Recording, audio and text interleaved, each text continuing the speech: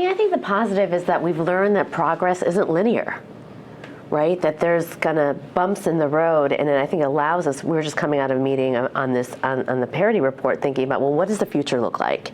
You know, how do we have an ambitious goal from what we've learned? And I'll tell you this, you know, I spent 10 years of my life building an organization called Girls Who Code, you know, closing the STEM gap, teaching over 600,000 girls, reaching over millions. And, you know, when we started in the pandemic, I thought we had achieved equality. You know, for the first time in our labor force, the vast majority were women.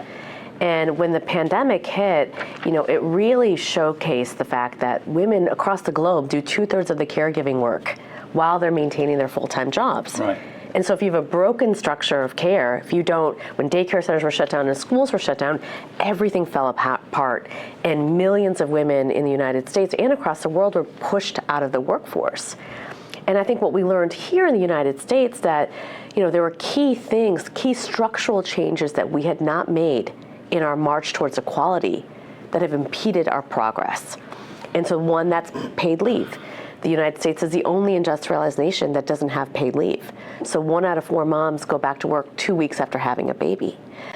Second, affordable childcare.